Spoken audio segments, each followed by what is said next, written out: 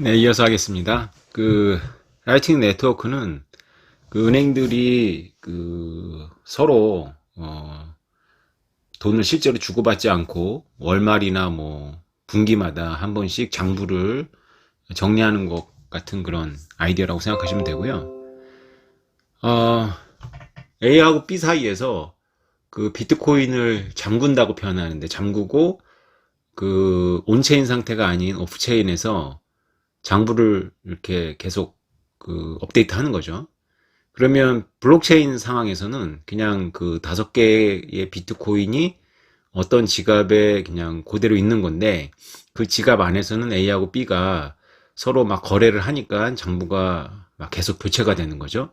그러니까 이게 원래 기본적으로 라이팅 네트워크라는 게 A하고 B 사이에 거래가 빈번하고 소액 결제가 빈번할 때 일일이 온체인해서, 온체인이라는 거는, 온체인이라는 것은 이제 비트코인 블록체인 상에 트랜잭션 기록을 올리는 걸 온체인이라고 그러는데, 온체인 하지 않고 그냥 어떤 기간 안에서 그냥 자유롭게 서로 거래를 막 하는 거죠. 그러면 수수료가 없잖아요. 둘 사이에 그냥 수수료 없이 거래가 왔다 갔다 왔다 갔다 하다가 이제 마지막에 뭐 둘 사이에 이제 더 이상 채널을 유지할 필요가 없다거나 아니면은 이제 이 비트코인을 빼서 어딘가로 옮겨가지고 쓸모가 있을 때 어떤 사람이나 혹은 둘의 합의에 의해 가지고 이제 이 라이팅 네트워크 채널을 정산할 필요가 있겠죠. 그럴 때 이제 온체인 하는 겁니다. 그러면 처음에는 A가 5개의 비트코인, B는 0개였었는데, 마지막에 정산할 때는 그 안에 뭐 수천 번의 거래가 둘 사이에 있었고, 마지막에 정산할 때는 뭐 B는 뭐 3개, 그 다음에 A는 2개, 이렇게 해서, 이렇게 온체인 하면 그렇게 비트코인이 2대 3으로 배분이 되겠죠. 만약에 이거를 이렇게 라이팅 네트워크를 사용하지 않았을 경우에는 그 수백 번의 A하고 B 사이에 거래가 있을 때마다 수수료를 내니까 한 번 수수료 할 때마다 10달러라고 치면 엄청난 그 수수료를 A하고 B가 그 비트코인 그 채굴자단에서 내게 되는데, 이렇게 둘 사이에 공통의 계좌를 만들어서 그 사이에서 거래가 이렇게 청산되도록 하면 수수료 한 번도 내지 않고 이렇게 정리되다가 처음에 이 지갑을 만들 때 수수료를 냈을 것이고, 그 다음에 이 지갑을 정리하면서 수수료를 내게 되는 거죠. 그래서 수수료 2번만 내면 그 사이에 수백 번 거래를 기록할 수 있다, 이렇게 되는 거고요. A하고 B가 처음에 뭐 주소를 만들 때는 둘 사이에 신뢰가 필요하지만 이 시스템 상에서 시스템적으로 이 문제를 풀었기 때문에 둘 사이에 더 이상의 신뢰는 필요하지 않은 거죠. 어떤 문제를 해결하면 이 둘 사이에서 이 라이팅 네트워크를 유지할 수 있을까요?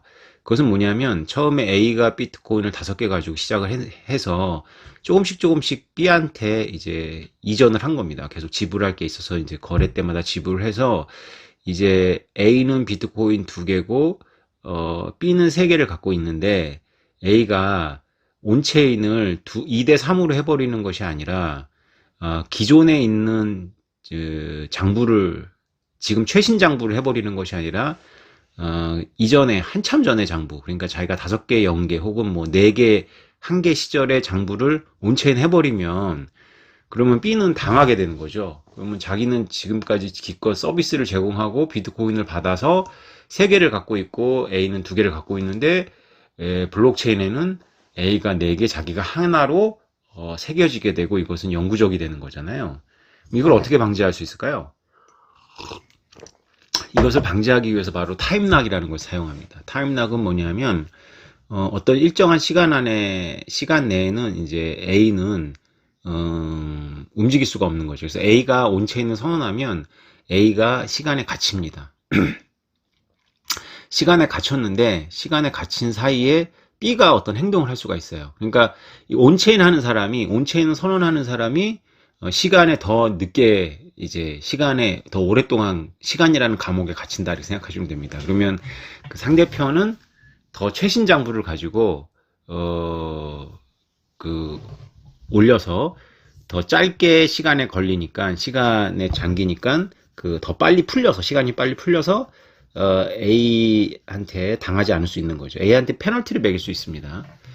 쉽게 말하면 뭐 온체인을 하면 페널티를 안고 핸디캡을 안고 온체인을 해야 되는데 그 핸디캡을 안고 있는 게 상대방 보기에 뭐 이렇게 공격할 여지가 생기는 거니까 공격권을 주는 거죠. 온체인을 선언하는 거. 그래서 왜 그러냐면 최신 이게 이 사이에 어떤 알고리즘이 있냐면 서로 그 바깥에서 체인 바깥에서 온체인 하지 않은 상태에서 장부를 업데이트 할 때 서로가 상대편의 그 열쇠를 이용해서 왔다 갔다 하는 겁니다. 그래서 최신 장부를 가지고 있는 사람은 상대편의 열쇠를 갖고 있어요. 그 최신 거래에 대한.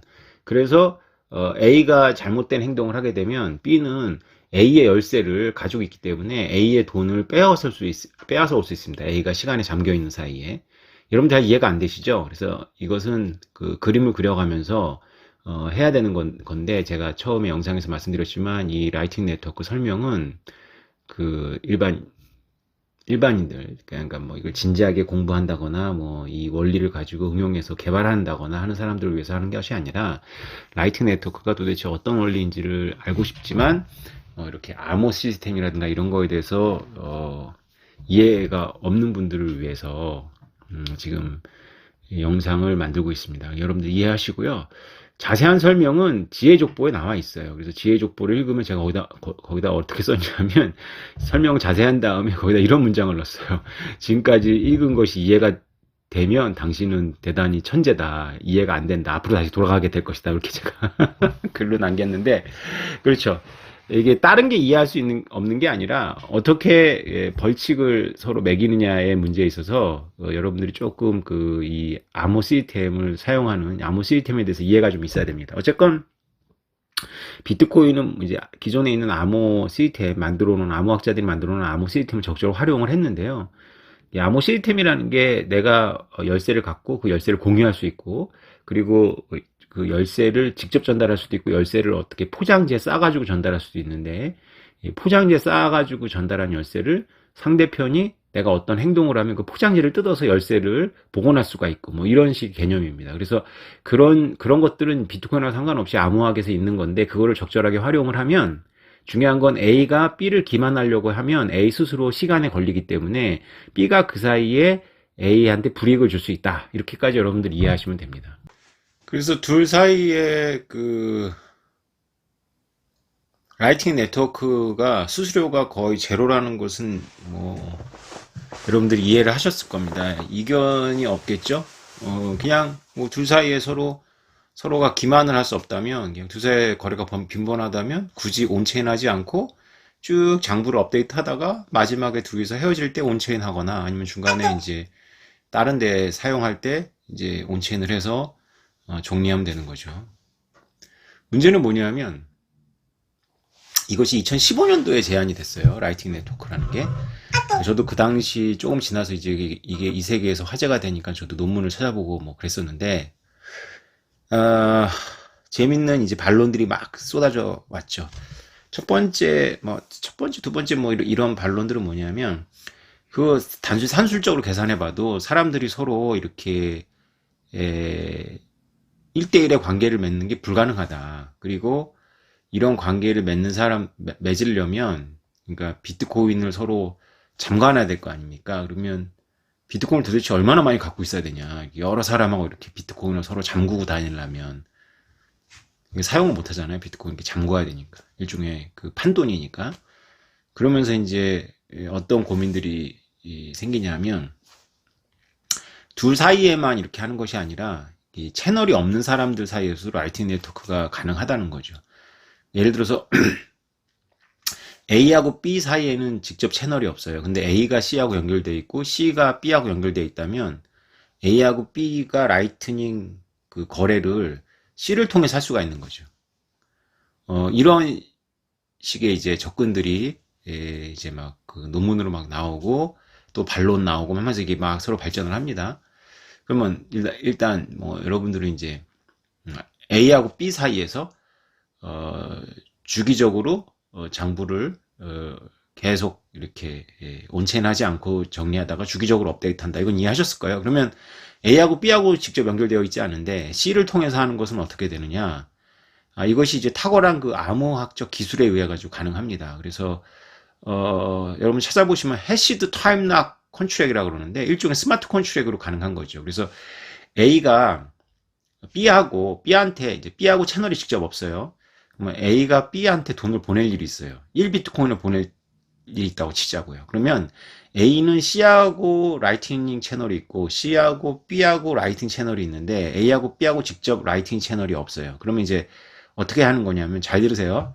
B한테 이제 이 비트코인 밖에서 이제 뭐 전화나 이제 뭐 이메일로 거래를 이제 협상할 거 아닙니까? 그럼 B한테 이렇게 얘기를 합니다. 너 나한테 비트코인을 받아야 되니까 내가 비트코인 줄 테니까 네가 열쇠 하나만 나한테 포장해서 줘. 이렇게 얘기하는 거죠. 그러면 열쇠를 이 B가 포장을 해서 나한테 줍니다. 그러면 이걸 해시해서 준 건데요. 나는 이 열쇠의 내용물은 몰라요. 이 열쇠가 포장되어 있는, 열쇠가 들어있지만 이것이 포장된 상태로 저한테 도착을 한 겁니다. 내가 이 포장을 풀 수가 없어요. 예, 뭐 못 푼다고 치자고. 이게 실제로 손에 만져지는 포장은 아니니까 여러분 그렇게 이해를 하십시오. 내가 이 포장은 풀 수가 없어요. 그러나 이 포장지 안에 지금 열쇠가 들어있는 건 확실하죠. 그래서 이 포장지를 가지고 내가 계약을 하나 만듭니다. A하고 B 사이에서는 채널이 있어요. 그래서 제가 B한테 계약을 만들어서 툭 던집니다. 1비트코인을 담아서 이 포장지하고 1비트코인을 가지고 계약서를 쓰는 거예요. 그래서 B한테 툭 던집니다. B한테 어떻게 던지냐면 네가 이 열쇠 받아와. 이 열쇠를 알아오면 네가 풀어가지고 이 1비트코인 네가 가져. 이렇게 되는 거죠. 그럼 이 B는 1비트코인을 가지려면 어떻게 해야 되냐면 C한테 가서 열쇠를 받아오면 되는 거예요. 그러면 B는 이제 C한테 또 던집니다. 뭘 던지냐면 네가 이 열쇠 주면 내가 1비트코인 줄게. 이렇게 얘기하는 거죠. 그러면 아까 C가 이 포장지를 만들었잖아요. 그러니까 이 C는 이 포장지를 뚫을 수가 있죠. 그래서 C는 이 포장지를 풀고 이 풀 수 있는 열쇠를 이제 B한테 주면 B는 C한테 1비트코인 줍니다. 그러면 B는 돈이 없잖아요. 그죠? 돈이 없는데 줬으니까 A한테 가서 받아야 될 거 아니에요. 그죠? 그래서 이 열쇠를 갖고 있으니까 A한테 제시하고 사실은 열쇠가 있으니까 그냥 풀어서 A가 자기한테 던진 스마트 컨트랙을 풀어가지고 1비트코인 꺼내면 되는 거죠. B가 이 일을 왜 하냐면 선의로 하는 게 아니고요. 이 수수료 때문에 할 수 있죠. 그래서 A가 B한테는 1.1 비트코인을 잠그는 거죠. 그리고 B는 C한테, 그러니까 A가 C한테 1.1 비트코인을 잠가서 던지는 거고, C는 B한테 1 비트코인을 주는 거고, 그래서 C는 0.1 비트코인 수수료를 먹는 거죠. 사실은 이렇게 수수료가 비싸면 굳이 이걸 사용할 필요가 없으니까 A가 B한테 주는 것도 사토시 단위로 되게 소액일 거고요. 그 다음에 C가 먹는 것도 굉장히 소액일 겁니다. 근데 여러분들 이해를 편하게 하기 위해서 그냥 1비트코인, 1.1 비트코인 이렇게 얘기를 하는 거죠. 그래서 A하고 B하고 직접 채널이 없더라도 C를 통해서 이렇게 간다. 그 가는 이유는 이 포장지를, 그 열쇠를 포장해서 던지면 이 열쇠를 가진 사람만 이 포장지를 뜯을 수 있기 때문에 이 포장지, 열쇠가 포함되어 있는 포장을 가지고 계약을 만들어서 맨 처음에 그 열쇠를 가지고 있는 사람한테 풀고 순차적으로 이렇게 풀게 해가지고 돈이 전달되는 거죠. 근데 이게 전부 아토믹 해야 됩니다. 아토미컬리 해야 되는 거죠. 그러니까 아톰이라는 건 뭐냐면 원자잖아요, 원자. 그래서 아토믹은 뭐냐면 우리 비트코인 월드에서 아토믹은 뭐냐면 프로그래머들이 쓰는 용어인데 거래 원자성입니다. 그래서 A 입장에서 C한테 돈을 줬는데 스마트 컨트랙에 묶어서 줬는데 A가 마음대로 그거를 가져올 수 있으면 B는 A를 믿을 수 없으니까 A도 마음대로 못 가져오는 거거든요. 그러면 시간 안에 B가 열쇠를 제시하지 않으면 이 돈은 다시 A한테 떨어지게 되어 있습니다. 그러면 시간 안에 C가 다시 또 B한테 제시할 때도 시간으로 잠굽니다. 그래서 어떤 게 먼저 풀려야 될까요? 최종적으로는 A가 돈을 주는 거니까 A와 C 사이의 시간이 가장 길고요. 그다음에 C하고 B 사이의 시간이 이거보다는 짧죠. 그래서 시간 잠금은 이렇게 걸어 놓으면 만약에 아무것도 안 해, C가 게을러서 아무것도 안 해, 그러면 A 입장에서는 자기가 스마트 컨트랙에다가 암호랑 같이 넣었던 1비트코인을 자기가 다시 시간이 지나면 자기한테 다시 떨어지는 거죠. 그래서 아무것도 성립이 안 돼야 되는 겁니다. 그래서 원자라는 건 뭐냐면 이 어떤 하나의 컨트랙이 이렇게 쭉 이렇게 연결되어 있는데 이 중에 일부가 수행되고 일부가 수행되지 않으면 손해를 봐야 되는 겁니다. 그런데 실패하면 다 실패하고 성공하면 다 성공해야 되는 거죠. 그래서 이게 하나의 원자처럼 쪼개지지 않는, 사실은 세밀한 계약들이 부분이 있지만 움직일 때는 이게 한꺼번에 실패하거나 한꺼번에 석세스 해야 됩니다. 부분적으로만 성공해 버리면 곤란하겠죠. 그래서 아토미컬리 하다고 하죠. 그래서 이걸 원자성을 지키면서 이렇게 돼야지 A는 안심하고 스마트 콘트랙을 짜가지고 C한테 제시할 수가 있는 거고, C도 내가 시간 안에 과업만 수행하면 A가 나한테 준다라고 해놓고 안 주지 않을 거니까, 묶어놨으니까 믿고, 계약을 믿고 나도 B한테 요구를 할 수 있는 거고, B도 시간 안에 자기가 열쇠를 주면 돈을 받고, C도 그 열쇠를 다시 가지고 A한테 주면 돈을 받고, 이렇게 되는 거죠. 그래서 이렇게 멀티홉이라 그래요. 그래서 이게 단지 C만이 아니라 D, E, F를 다 홉 하면서 결국 최종적으로 전달이 될 수 있습니다. 물론 반론도 있고 그래서요. 개괄적으로 말씀드리면, 그럼에도 불구하고 중앙화되죠. 왜냐하면 사람들의 경제적인 그 여건이 다 다르기 때문에 여러 사람하고 계약을 맺을 수 있고, 여러 사람한테 비트코인을 묶어서 채널을 만들 수 있는 사람이 신뢰망의 허브가 되는 겁니다. 그래서 돈이 없는, 비트코인이 없는 사람들은 채널을 몇 개 못 만들기 때문에 이 사람을 거쳐서 가는 경로는 되게 적고요. 지선이 되는 거고, 고속도로가 있고, 지선이 있고, 뭐 간선이 있고, 이런 식으로 신뢰가 불평등하게 이렇게 연결이 되죠. 연결은 다 되죠, 이론적으로.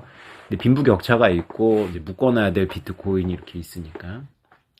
근데 탭루트 업그레이드가 슈노로 서명을 했는데, 요것도 잠깐 설명을 드리면, 이제 지금까지는 슈노르 서명으로다가 이렇게 이거를 이 스마트 콘트랙을 이렇게 축약을 시키지 못했을 때는 어떤 일이 벌어지냐면, 멀티홉에서 이 중간에 있는 애들이 전부 이 똑같은 정보를 받고 그 다음에 똑같은 정보를 수여하게 됩니다. 그럼 뭐가 문제가 되냐면 중간에 이게 약간 이렇게 어택이 가능해요. 막 큰 어택은 아니라 A하고 최종적으로 B는 돈을 주는 A하고 돈을 받는 B는 손실이 없어요. 어택을 해도. 그런데 중간에 많이 껴있는 사람들이 그 잘못된 정보를 받아가지고 시간을 낭비한다거나 괜히 돈이 묶일 수가 있어요. 그냥 똑같은 정보가 어디로 가는지 아니까. 그래서 이게 정보가 단계 넘어갈 때마다 그 함수를 이용해서 이 중간에 있는 사람들은 돈이 최종적인 목적지가 어디인지 모르도록 하는 거예요. 그리고 얼마가 가는지도 모르는 거죠. 그게 가능합니다. 아주 약간의 조작을 통해서 가능한데요. 그거 설명은 여기 범위를 벗어나니까 여러분들께서 자료를 찾아보시면 될 것 같고요. 아니면 제가 강의하는 건국대학교 정보통신대학원에 등록을 하십시오. 아니, 농담입니다. 여러분들 얼마든지 다른 경로를 통해서 공부할 수 있습니다. 슈노르 서명, 탭노트 때문에 슈노르 서명이 가능해져서 이게 보안성이 올라간 게 뭐냐면, 이 중간에 만약에 멀티옵을 할 때 A가 B를 보내기 위해서 C, D, E, F를 거쳐 가는데, 이 C, D, F가 받는 정보가 다 달라요. 내용은 다 똑같은데 함수를 이용해서 다 달라서 상대방한테 받은 정보를 가지고 뭔가 빼줘야 됩니다. 그래서 어떤 정보가 두 개가 결합되어 있는지 모르는 상태에서 열쇠를 받아서 빼서 원래 정보를 남기는 방식으로 이루어지기 때문에, 이렇게 하는 목적은 뭐냐면, 돈이 어디서 얼마만큼 이동하는지를 모르고 그냥 중간에는 그냥 전달만 하는 거죠. 자기가 가지고 있는 돈의 그 총량 범위 안에서, 이 구조를 보면 C가 B한테 먼저 돈을 주잖아요. C는 당사자가 아닌데도.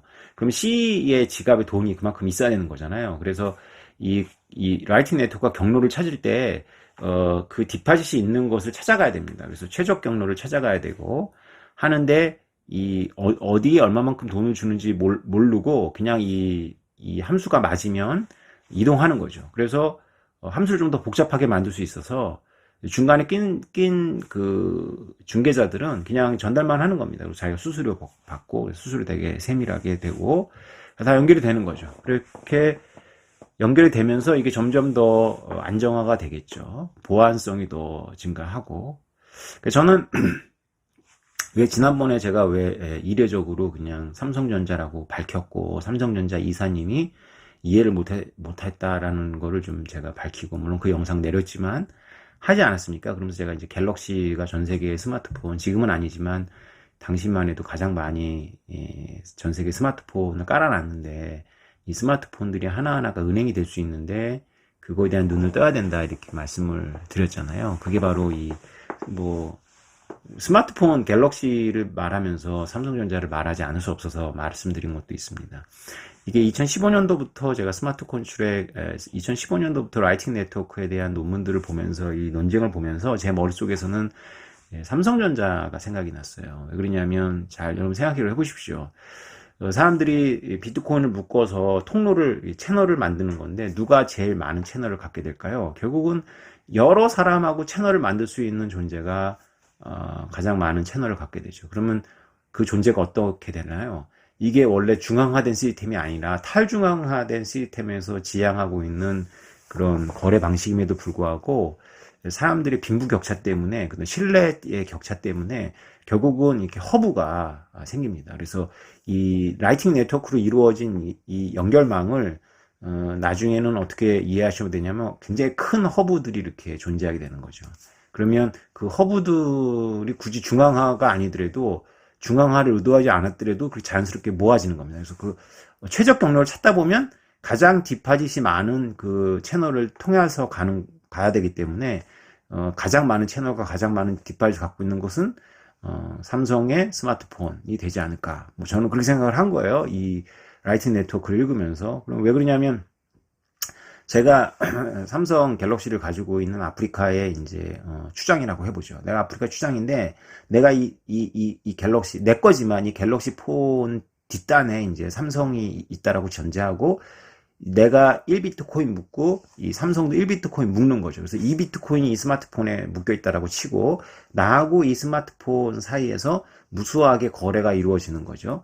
라이팅 네트워크가 이게 한 채널인데, 이런 관계를 삼성 갤럭시가 지구 곳곳에 여러 사람하고 맺고 있기 때문에, 내가 전혀 모르는 남미의 누군가하고 마이크로 페이먼트 거래를 하게 될 때, 결국은 삼성을 거쳐서 가면 그냥 2단계로만 갈 수 있다는 거죠. 이렇게 2단계로. 그래서 서로 이렇게 장부만 좀 조절이 되면, 아주 수수료가 적은 상태에서 내가 전혀 모르는 남미의 누군가하고 마이크로 페이먼트를 할 수가 있는 거죠. 그러면 이제 삼성한테 이게 무슨 의미가 있냐면, 삼성이 1조 원어치의 비트코인을 묶어 놓으면 그 매칭 펀드가 되는 거니까, 뭐 그 거래에 따라서 수시로 바뀌지만 어쨌건 산술적으로 봤을 때 1조 원에 또 그 매칭 그 비트코인이 묶이는 겁니다. 그러면 이것을 활용할 수 있느냐? 그건 또 다른 문제예요. 그거는 이제 은행은 충분히 이걸 활용해서 이 중에 10%만 진짜로 묶어놓고 90%를 활용해서 이제 신용을 창출하잖아요. 근데 이 시스템은 그렇게까지 자유롭진 않죠. 그럼에도 불구하고 기본적으로 암호 시스템과 블록체인이 뭐 잠그고 그걸 파생시키는 거를 할 수 있는 능력이 있거든요. 그러면 결국은 개념적으로는 2조 원을 묶어서 또 거기서 파생된 토큰을 만들어낼 수가 있어요. 물론 뭐 규제나 이런 문제들이 있지만 그건 나중 문제고, 그럴 가능성이 존재하는 겁니다. 그래서 이게 블록체인이 결국은 이게 그 신뢰가 없는 상태에서도 서로를 신뢰할 수 있도록 만드는 것인데, 그 매개물이 결국은 이 삼성전자처럼 기기를 많이 뿌려놓은 그런 회사도 된다. 이렇게 제가 설명을 하면 누가 이렇게 얘기해요.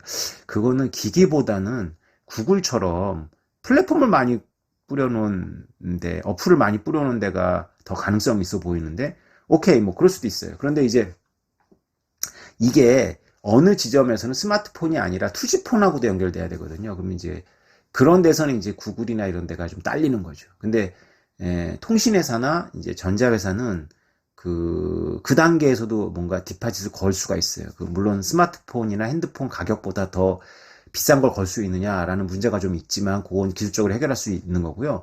그 각 로컬마다 통신회사는 다르지만, 애니콜, 지금 애니콜이라는 브랜드가 있습니까? 삼성, 갤럭시 이러면 이거는 이제 막 전 세계에 들어가 있는 거죠. 그래서 1대1의 채널을 가장 많이 갖고 있는 데가 결국은 최적 경로가 돼서, 최적 경로의 허브가 돼서 그 삼성 폰을 통해 가지고 수많은 그 라이팅 네트워크 거래가 이루어질 것이다. 이것은 라이팅 네트워크가 지향하는 게 탈중앙임에도 불구하고 결국은 편의성 때문에 그렇게 갈 수밖에 없다라는 것이 이제 제가 2016년도, 17년도에 논문을 통해서 얻은 결론이어서 삼성전자가 빨리 이것을 깨우쳤으면 좋았겠다라고 생각을 했던 거죠. 그래서 이제 하드포크도 제안을 해줬던 겁니다.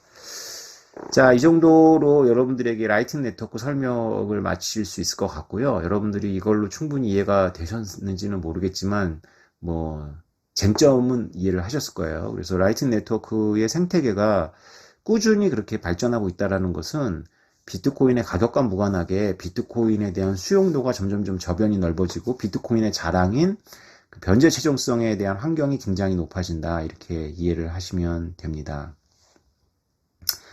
더 자세한 것은 여러분들이 그 인터넷에서 더 전문적인 자료들이 많으니까 여러분 찾아보시면 되고요.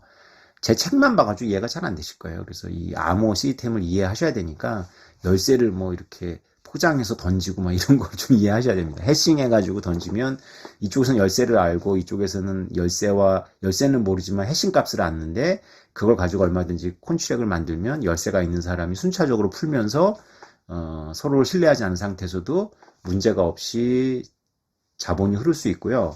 그 다음에 이게 가능한 이유는 해시 능력도 있지만 시간에 대해서 잠글 수가 있기 때문에 그렇습니다. 그래서 시간에 대해서 잠그기 때문에 거래의 원자성을 유지할 수 있어서 부분적인 성공을 방지할 수 있다. 전체가 실패하든가 전체가 성공하게 돼서, 전체가 실패해도 나쁘지 않거든요. 왜냐하면 처음에 지불이 실패하면 내가 돈이 오는 거고 저쪽에서도 나한테 뭔가 지불이 실패했기 때문에 뭐 용역이나 이런 것들을 더 전달 안 하면 되는 거니까요. 이제 문제는 뭐냐면 용역은 전달했는데 돈이 안 가거나 돈은 갔는데 용역이 전달 안 되는 이런 부분적인 거래가 부분적으로만 완결되는 거지 않습니까? 그래서 시간에 대해서 잠그고 이런 능력 때문에 거래 전체를 하나의 묶음으로 해가지고 완전히 실패하게 만들거나 완전히 성공하게 만들 수 있고, 해시 능력 때문에 열쇠가 있는 사람만이 포장지를 풀 수가 있고 그 열쇠가 담긴 포장지를 가지고 거래를 만들 수 있다. 그래서 여러 군데를 뛰어다닐 수 있다. 이것이 완전히 탈중앙화되어 있는 그런 채널을 만들어내느냐? 전혀 그렇진 않다. 그래서 제가 삼성전자 말씀드렸고, 그럼에도 불구하고 기존의 비자나 마스터처럼 완전히 중앙화되어 있느냐? 그렇지 않다. 그래서 앞으로 이 비트코인과 라이팅 네트워크가 발전하면서 만들어갈 그 생태계에 대해서는 정말로 수많은 인문학적인 관찰이 필요하고 또 많은 논쟁이 있을 텐데 우리가 잘 모른다. 그럼에도 불구하고 기존에 완전히 중앙화되어 있는 비자나 마스터카드와는 완전히 다를 것이고, 이상론자들이 생각하는 것처럼 완전히 탈중앙화된 물론 시스템은 아닐 것이다. 빈부격차가 다 있기 때문에.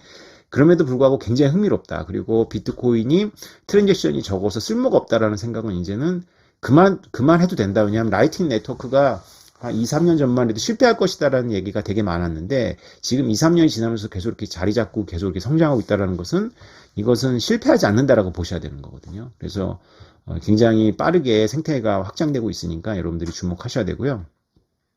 햄루트가 아니라 트래블룰에 대해서 저한테 지금 계속 문의가 오는데 제가 알고라는 나가서도 트래블룰에 대해서 말씀드렸고 여러 경로에서 말씀드렸는데 트래블룰 자체가 우리나라에서 어떻게 적용될지에 대해서는 제가 말할 수가 없습니다. 왜냐하면 굉장히 바뀔 거예요. 왜냐하면 현실 속에서 그걸 하기 위해서 굉장히 시행착오를 할 수밖에 없어서 그것을 제가 예단할 수는 없는데, 저는 알고란에 나가서 그렇게 말씀드렸죠. 정부는 할 수 있다. 정부는 뭘 할 수 있냐면, 개인 지갑으로 못 뽑게 거래소들을 압박할 수 있겠죠. 그래서 특별한 자격이 있다거나 허가받은 개인 지갑으로 밖에는 못 보내게 만들 수 있어요. 그것이 국가의 권리예요. 국가는 그렇게 플레이할 수 있죠. 그래서 지금 안 한다 그래서 앞으로 안 할 거다라고 볼 수도 없고요. 지금 한다 그래서 앞으로 계속 할 것이냐라고 보지도 않습니다. 그럼 여러분들이 뭘 궁금해 해야 되느냐?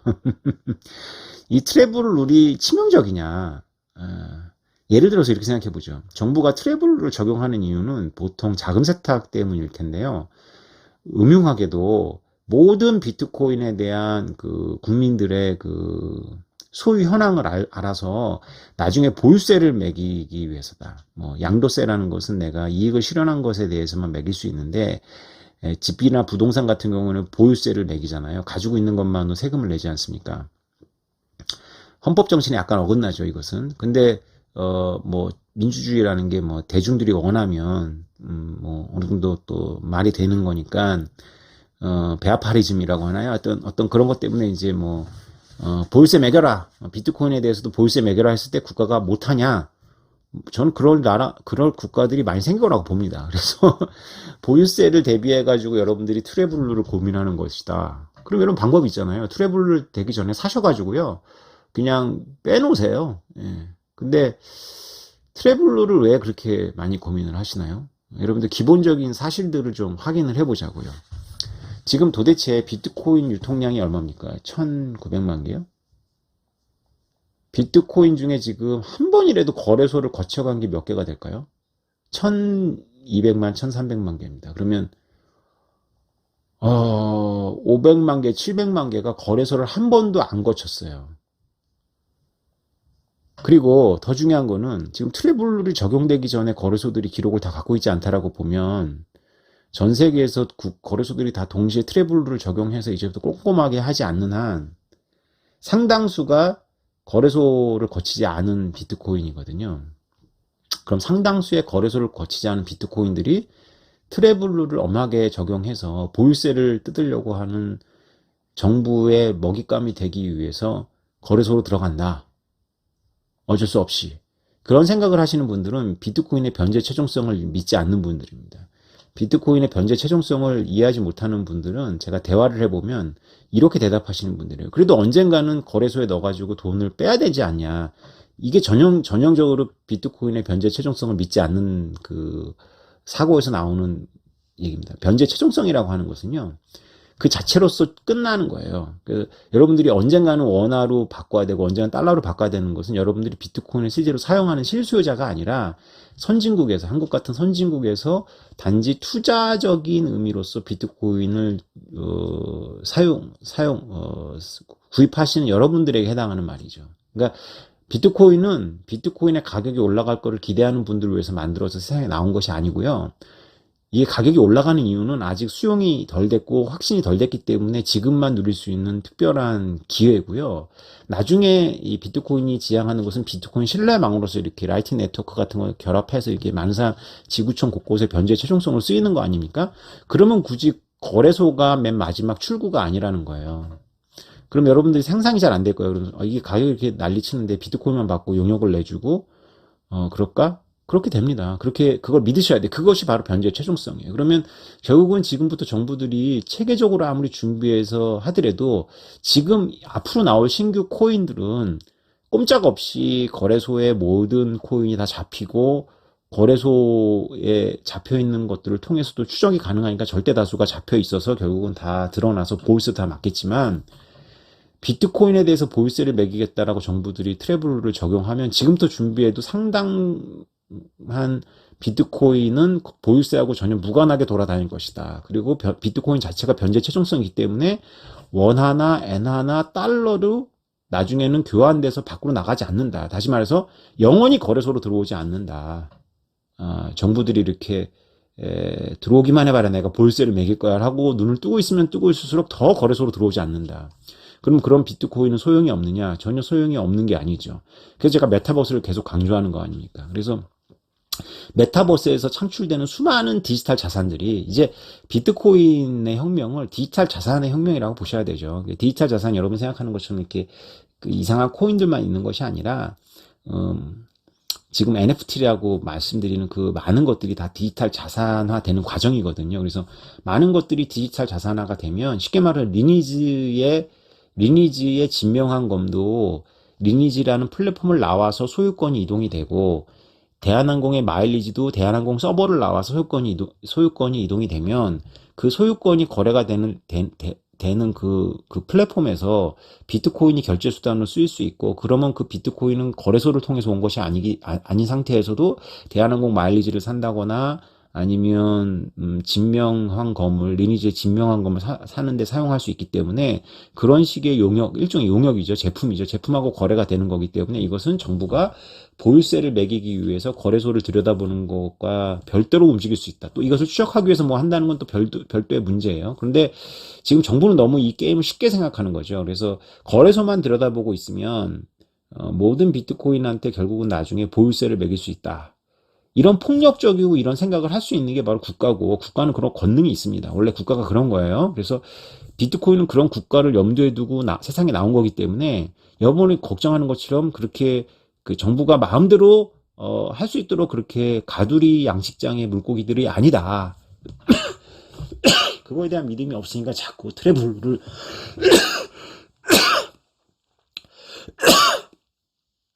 비트코인이 게임에서 이기고 싶으면은 비트코인이라는 게 게임에서 이기려면 언제든지 게임의 룰을 바꿀 수 있는 그런 정부랑 게임을 하기 위해서 만든 도구라는 것에 대한 여러분의 이해가 부족하니까 정부가 언젠가는 잡을 거라는 그런 생각을 하니까 정부가 트래블러 같은 거를 발표하면 큰일 나는 거 아닌가 이렇게 자꾸 생각하는 거 아닌가 저는 그런 생각이 듭니다.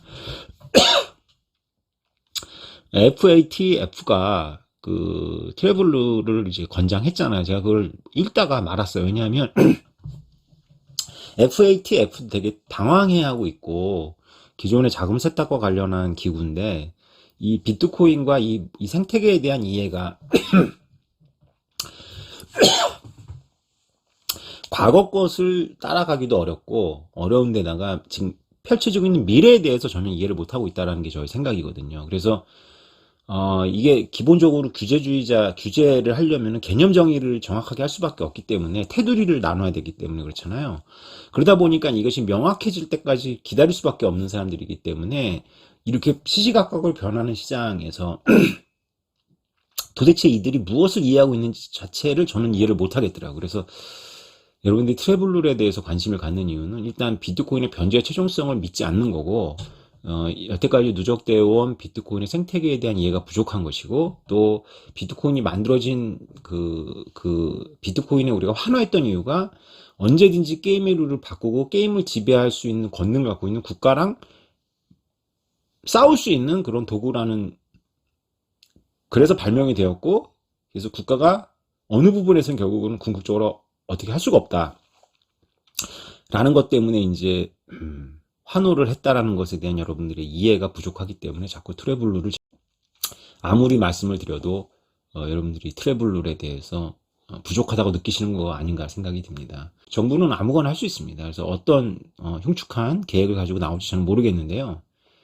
FATF 자체가 이 시스템에 대해서 정확하게 이해하고 있는 것 같지 않고 일단 이해하더라도 규제의 속성상 데피니션을 정확하게 내려야 되는데 거기서부터 실패를 하고 있기 때문에 기존의 방식으로 데피니션의 범주를 벗어나기 때문에 이것이 그렇게 잘 되지 않는다.